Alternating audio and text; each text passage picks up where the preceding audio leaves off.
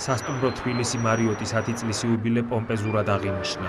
შენობის გარე ფასადი წითლად განათდა. სასტუმროს შესასვლელში მოწვეულ სტუმრებს ორი ზღაპრული ფერია თავზე ვერცხლისფერ ფიფქებს აყრიდა.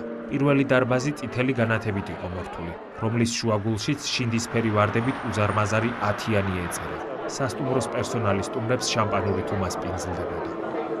ამათმა წელმა აჩვენა ის, რომ ქართულ გუნდს ადგილობრივ კადრებს, ადგილობრივ ხელმძღვანელობას, თითოეულ თანამშრომელს ამ სასტუმროში შეუძლია განახორციელოს ძალიან დიდი რამ, შეუძლია განახორციელოს ის, რომ მათ გაამართლონ ჩვენი ინვესტორების იმედები, გაამართლონ ჩვენი ინვესტორების გრძელვადიანი ხედვა იმაში, რომ ეს სასტუმრო დაბრუნდეს იმ ძველი დიდებით ჩვენს ქალაქში.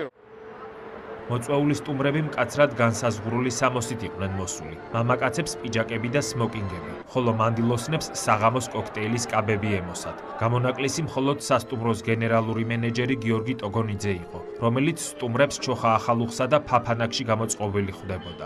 Ამათ წლის განმავლობაში ეს იყო ერთ-ერთი სასტუმრო, რომელიც წარმატებით წარმოაჩენდა ქართულ სტუმართ მასპინძლობას და სტუმართ მოყვარეობას და ამით ჩვენ უბრალოდ მოხარულები ვართ, რომ მოგვეცა იმის საშუალება უამრავ ჩამოსულ სტუმარს და დელეგაციას დაწყებული ქვეყნის პირველი პირებით, პრეზიდენტები და ჩვეულებრივად ადამიანებით გვაქვს ის ბედნიერება, რომ უმასპინძლოდ გავაცნოთ რა არის საქართველო, გავაცნოთ რა არის ჩვენი კულტურა და ვიყოთ ერთ-ერთი პირველი შეხების წერტილი, რომელიც შემდეგ ემოციით დამხტულები ამ ადამიანებს გაუშვებთ უკან თავიანთ სამშობლოებში ლამაზი მრავალი მოგონებით საქართველოს შესახებ.